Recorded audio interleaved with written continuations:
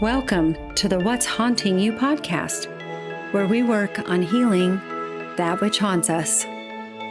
With me, Micah.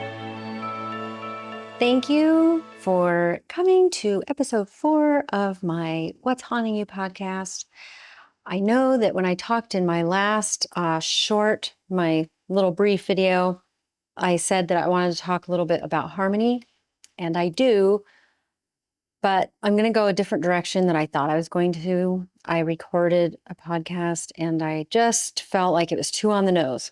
So I'm going to go down a specific road that has been nagging at me.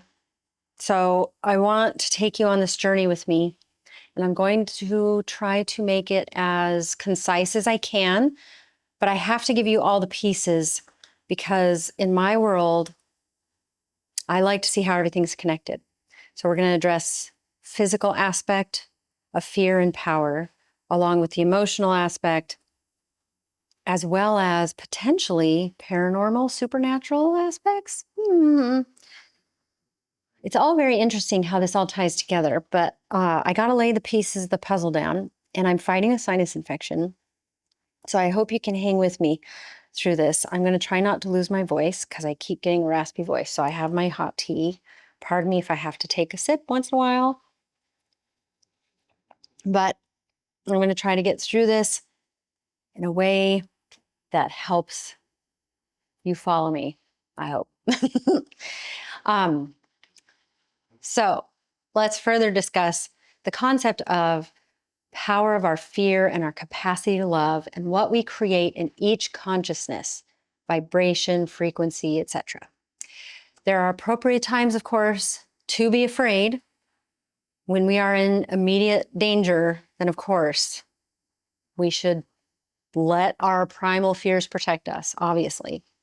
But the longer we allow our brain and nervous system to function from a space of fear, which is in the nervous system terms, the sympathetic nervous system, the fight, flight, freeze, or fawn response, the more we're amplifying our own fear, which makes it more difficult and more frightening to release the fear, thus perpetuating our own fear. We become more attached to that feeling of fear, almost addicted to this state, terrified to release it. And I'm going to explain why, but there's a lot of science-y things that I'm going to try to break down in simple terms so we don't get too lost here. Let's break down the concept of energy first, because I'm an energy worker. That's where my mind goes first. And to me, energy connects everything, right? So it's kind of foundational to think about how we all vibrate at a certain frequency, and everything around us does also. And that's what connects us to the all, universe, God, whatever you want to call it, spirit, whatever you feel comfortable. I'm going to say the all, because it's true. We're connected to everything, whether we like it or not. Energy can be measured in what they refer to as Hertz, which is named after German physicist Heinrich Hertz, who proved that electromagnetic waves existed.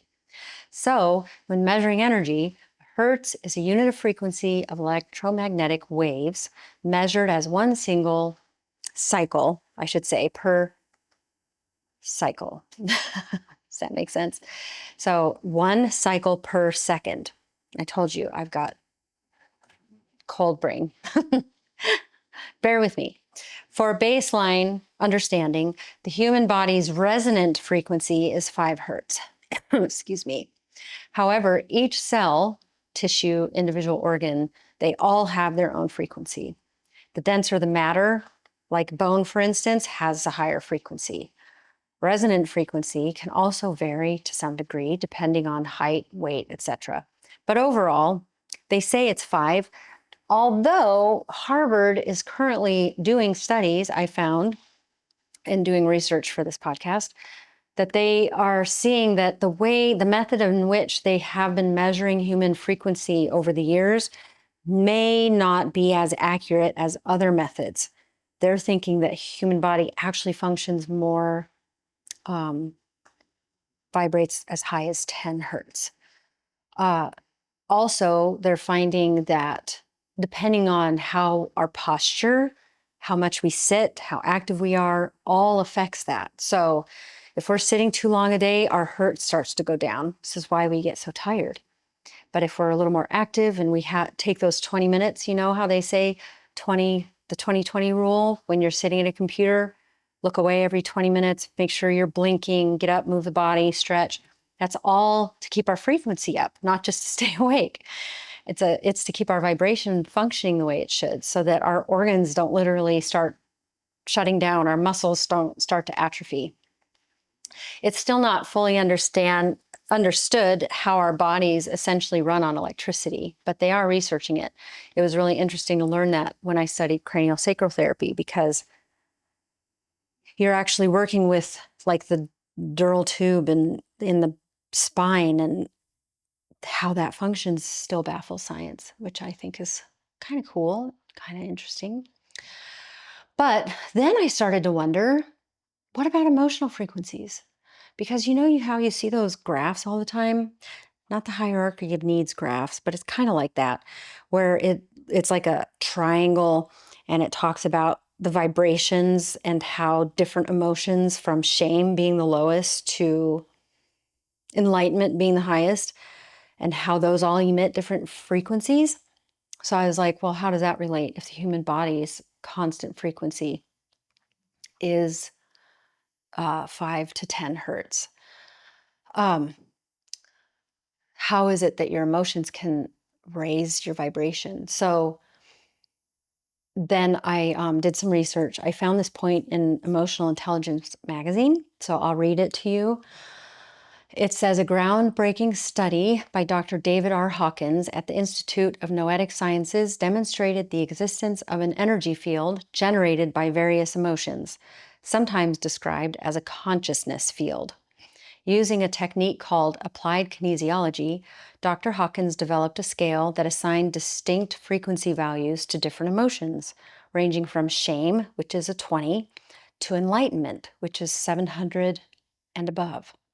Emotions such as fear and anger had lower frequencies, while emotions like love and joy were found to have higher frequencies. Based on these findings, researchers have also delved into the therapeutic potential of using emotional energy in healing practices.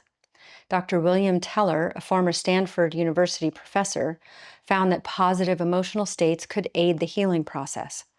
This research has further led to the development of healing modalities like Reiki and the Emotional Freedom Technique, EFT, which manipulate emotional energy fields to improve well-being.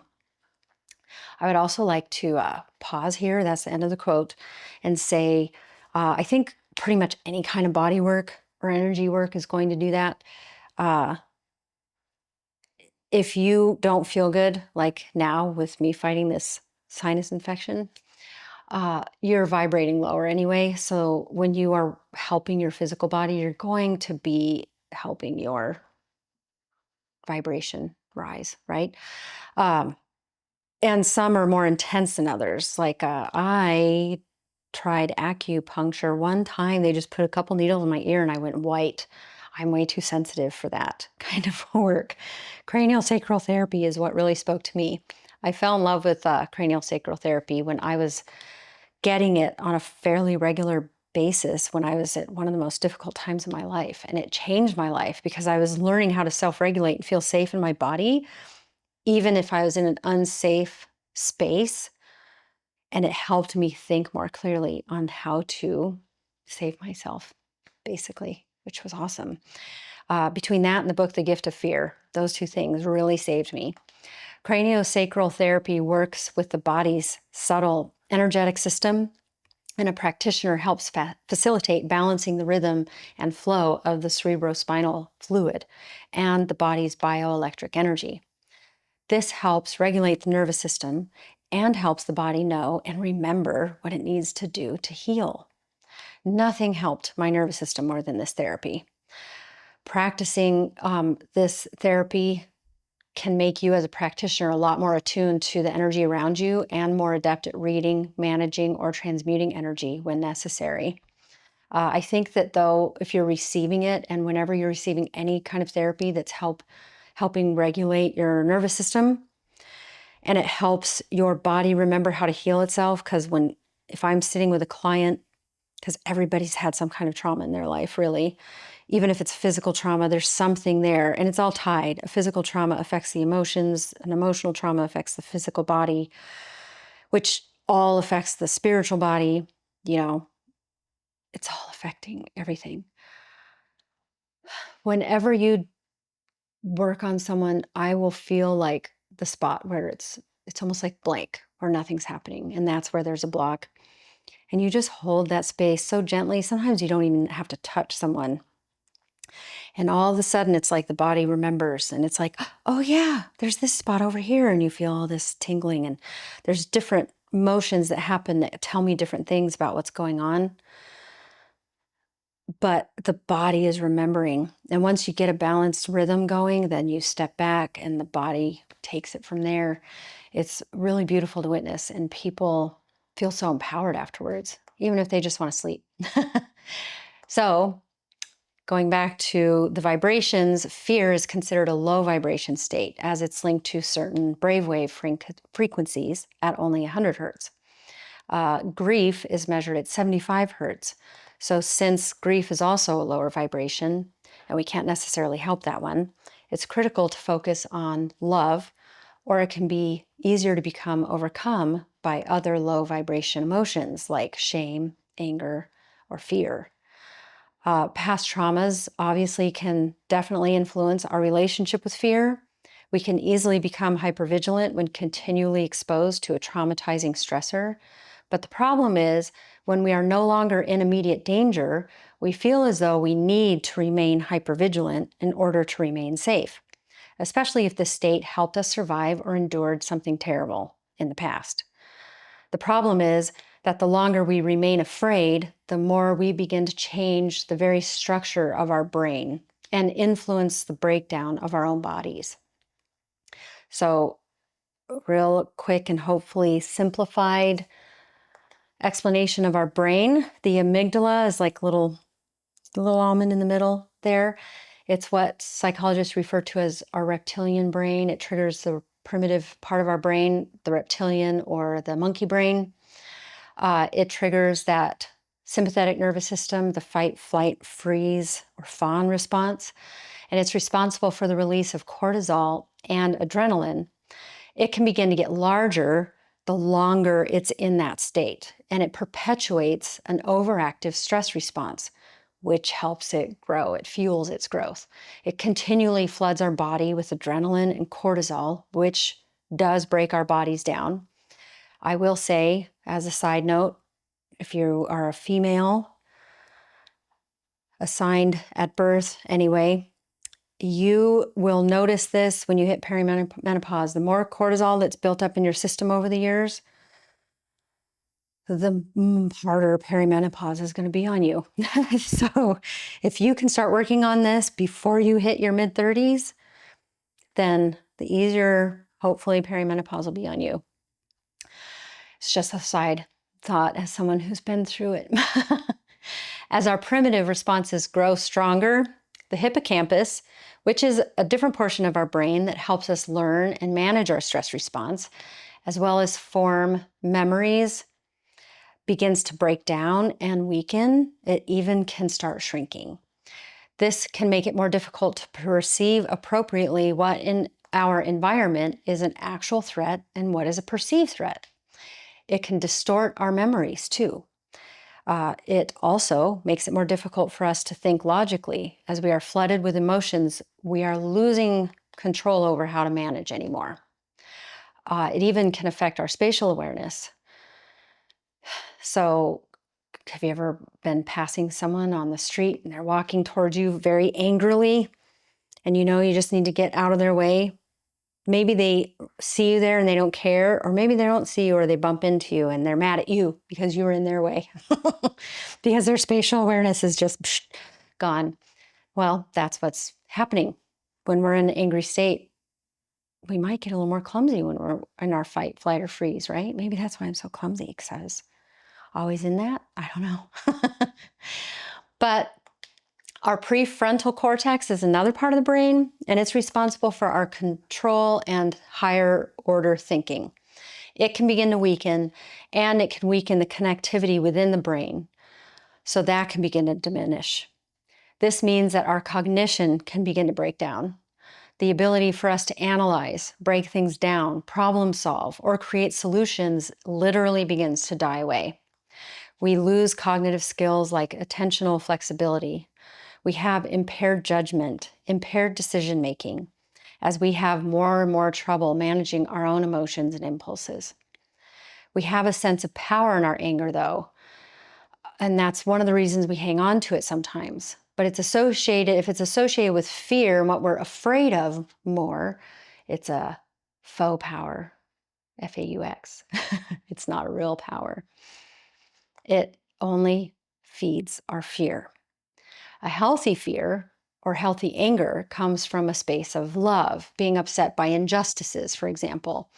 It's productive and it helps feed the greater good. I think it's interesting to me to see how the people who perpetuate fear the most seem also to be the most afraid. They're telling us to be afraid of something that they're actually afraid of. Maybe I wasn't afraid of it until I was told to be afraid of it. Do I need to be afraid of it? You know? And the less we're in our fight, flight, or freeze response, fawn also, the more we can think that through about how much it affects me, or maybe somebody we care about. We can be afraid for people we love without actually being in the state of fear. It's a tricky balance. Everything can feel like it's an enemy. The more engaged we are in someone else's fear, the more we can lose our sense of self. Even if we don't agree with the fear-mongering, we can begin to fear their ability to manipulate other people to the degree that we hyperfixate on their fear-mongering because we fear their power. And the cycle of fear only grows stronger, continually perpetuating itself. These thoughts and feelings spread due to what's called entrainment, which is energy synchronization. Yes, energy flows where our attention goes, and what grabs our attention more than fear. We are primitively wired to avoid danger. Entrainment is a process that is mostly unconscious until we can bring our awareness to it. Both external behaviors and internal processes begin to sync up with the people we spend the most time with or the people we think about the most.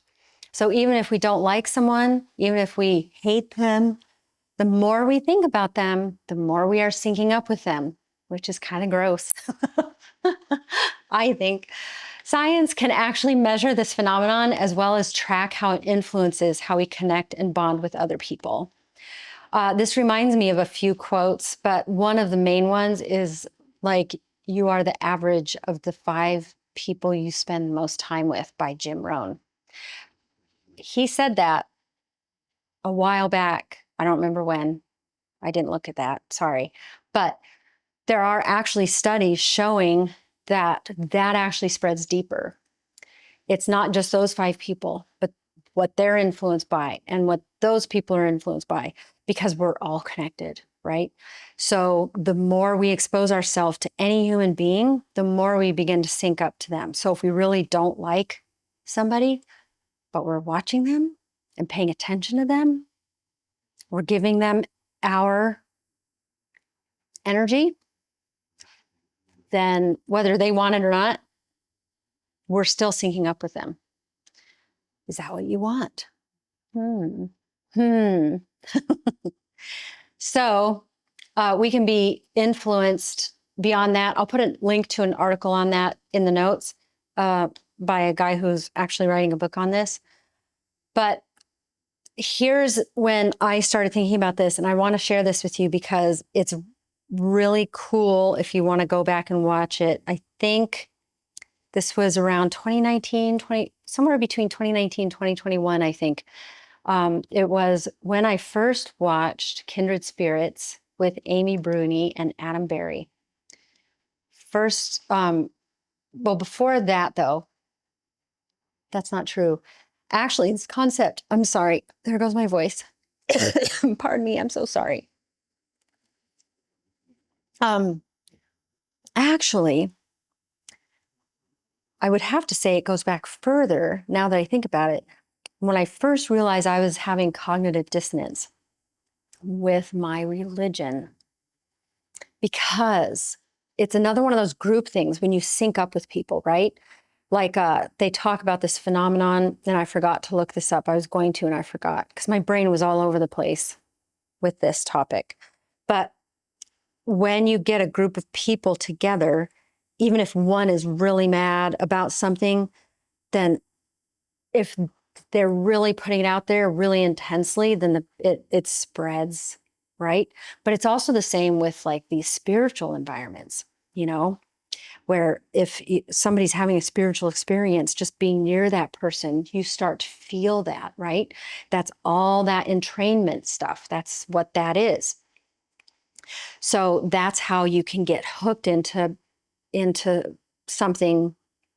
You know, you can even see a protest down the street and be like, yeah, but you don't even know what they're protesting about. You're just like, yeah, you tell them, even if you don't know what it's about. You feel it. And that's entrainment. And I noticed that when I didn't agree with a lot of things that were being said to me, or the hypocrisy I was seeing in the religion, but you go for that uplifting vibration when everybody's together and they're all like having this spiritual peace and joy feeling, right? Because that's a high vibration.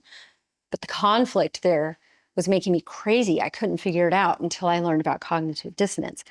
So that, I think, is when I first started to think on these terms many years ago, probably in my early 20s, I guess, so like 30 years ago-ish.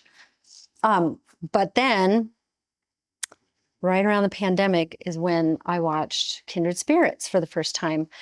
And first, No Salvation, the episode in season 3, episode 1, they're in an abandoned nursing home that had been haunted for years with, you know, like any casual haunting, the people that owned it were comfortable with it.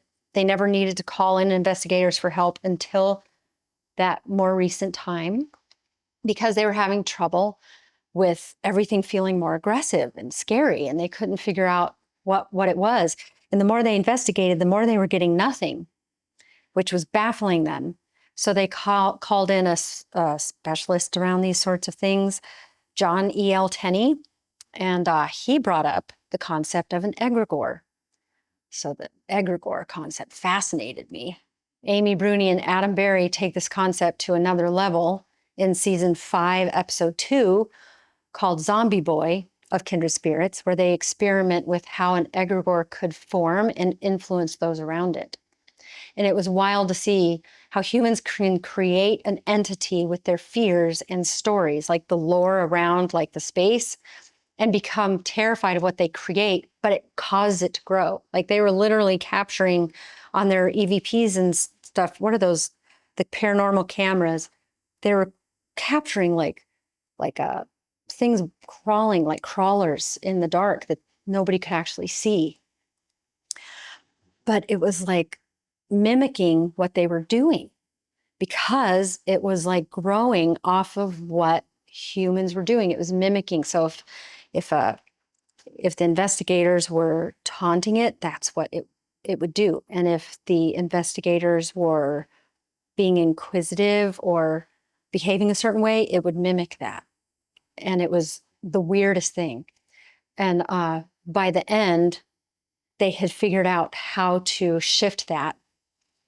And it's all about love and intention, which is really cool. But you have to watch the episodes to really appreciate it. But it's interesting, in a fear's state, people's brains begin to narrow their focus and rational thinking exits the building, but they're also creating what they fear in the process. So you still have the same amount of power. Isn't that interesting? So it thus perpetuates what they fear. We literally create what we fear. Boggles my mind. Have you ever known people who, like, someone was so terrified that someone they cared about was going to do something, even though that person wasn't even close to doing it, but the more it got pushed on them, they ended up doing it, you know?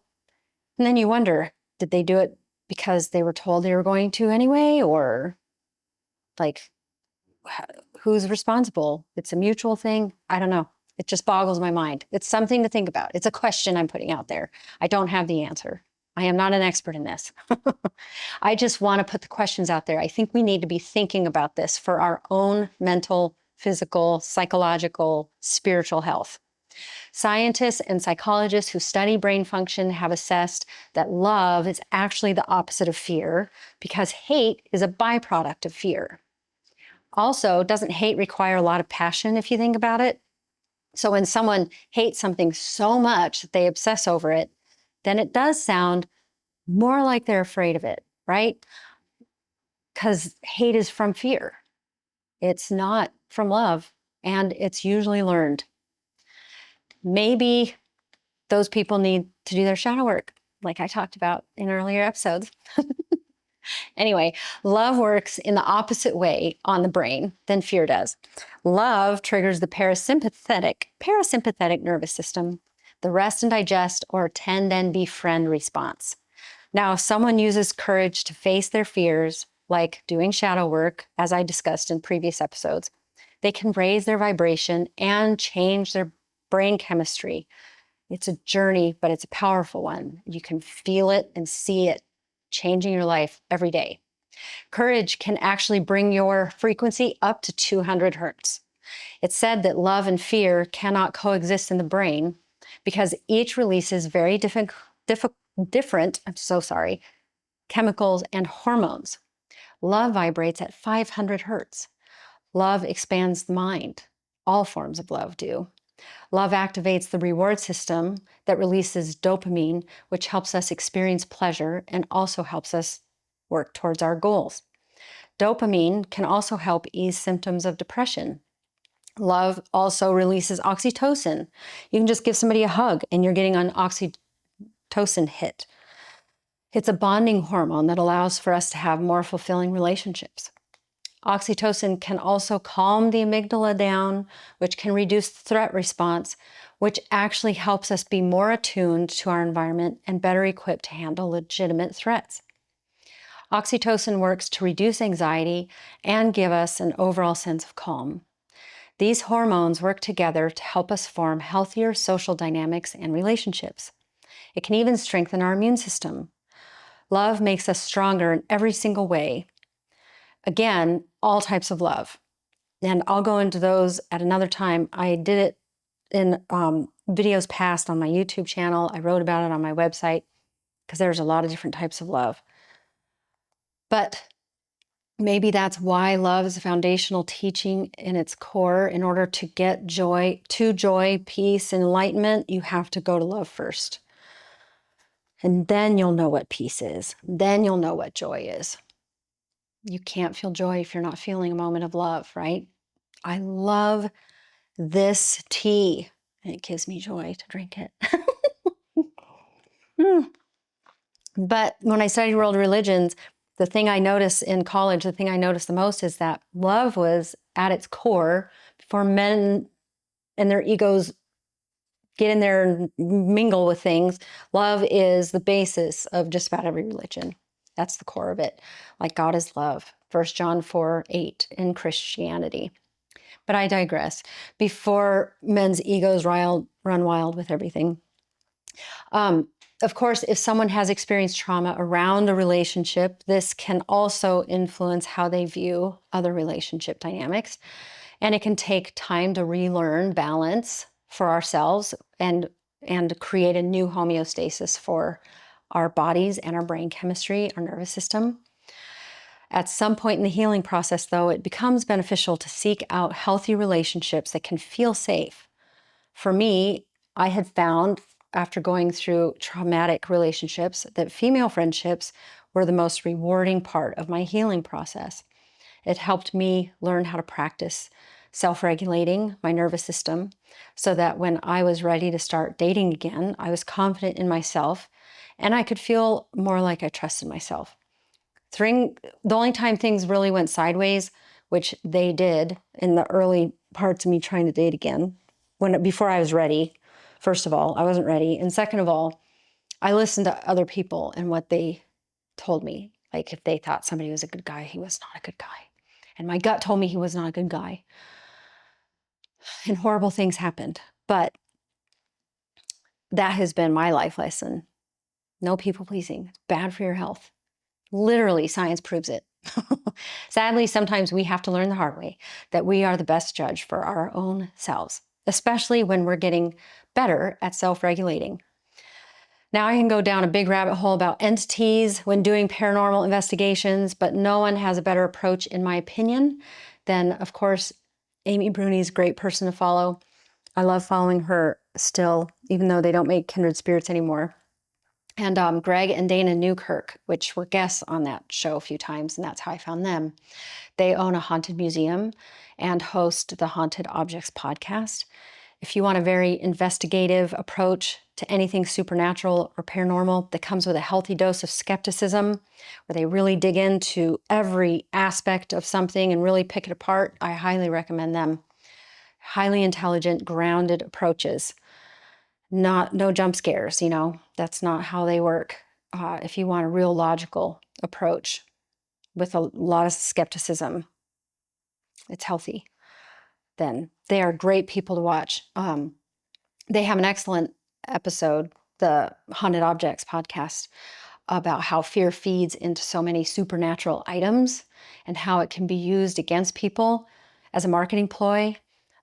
If you want to check out the podcast episode called Opening the Dybbuk Box, Dybbuk, at 3 a.m. gone wrong. Opening the Dybbuk Box at 3 a.m. gone wrong. That's the name of the episode. I highly recommend watching that. It's really good. But for me, I like to see how all of this connects because to me, there's no separateness. What happens paranormally, I believe, is a direct result of how humans are behaving. Because again, when we leave this world, we're still leaving an imprint, right? And then the people we leave behind, really, the mystery, we love mysteries, don't we? And we want to understand it more, but that feeds the imprint we've left. What kind of imprint are we going to leave?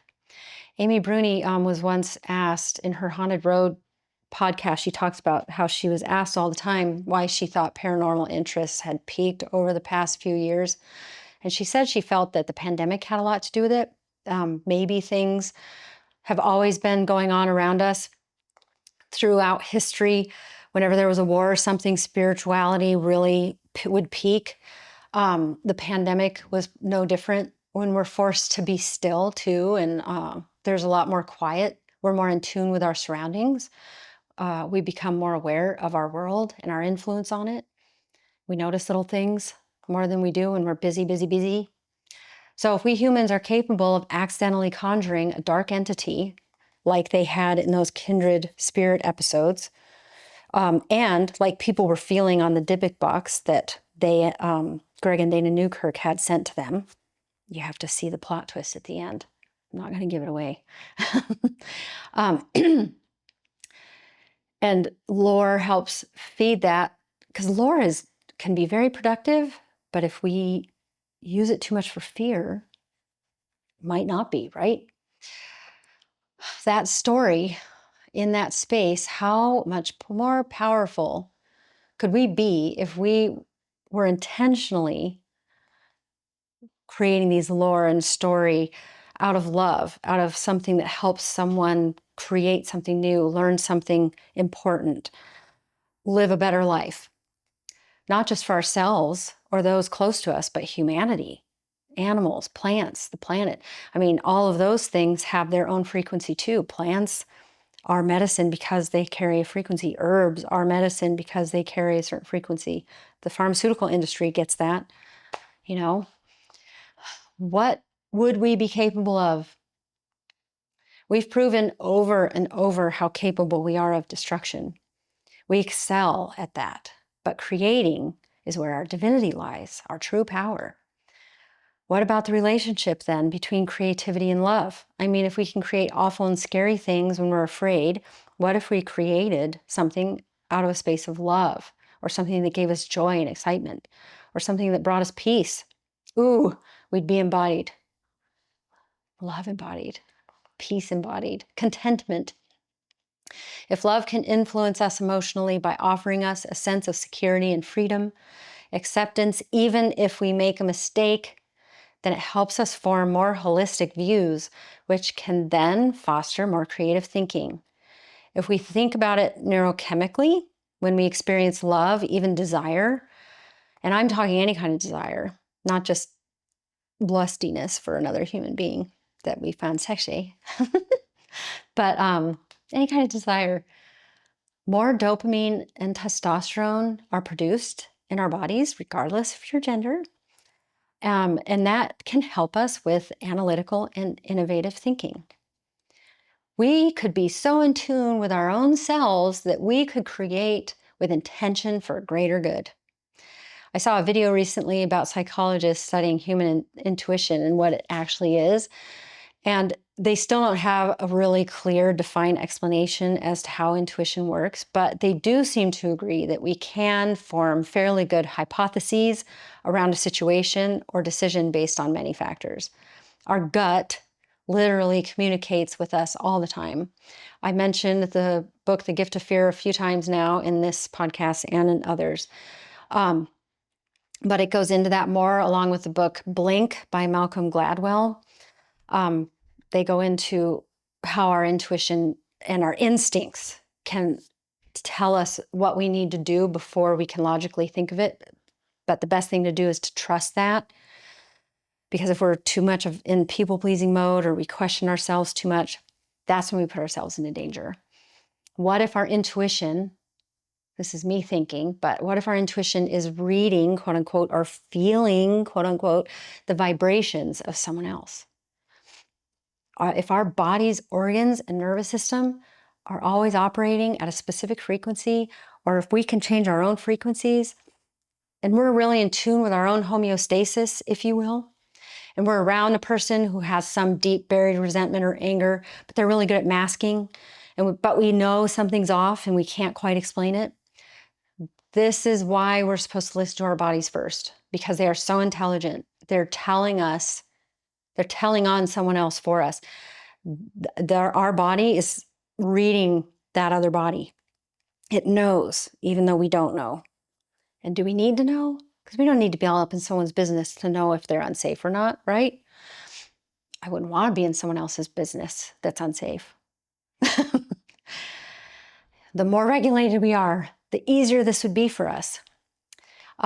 Interestingly, I was thinking also in astrology, and that's Chinese astrology too. Any astrology, really, earth energy is the most grounded energy. And people with a lot of earth in their chart usually have incredible intuition, often because they're so grounded in their own bodies and so comfortable in them that they're capable of sensing what's going on with someone else, sub or unconsciously, and they're good at trusting that usually. They're very good at just, and people will say stubborn, but are they stubborn? I have a lot of earth in my chart. I'm young earth in Chinese medicine.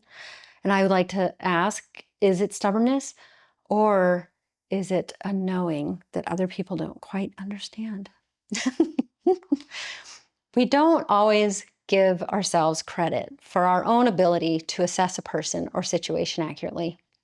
That, or we don't act on our own instincts or intuition because we're afraid of what others think.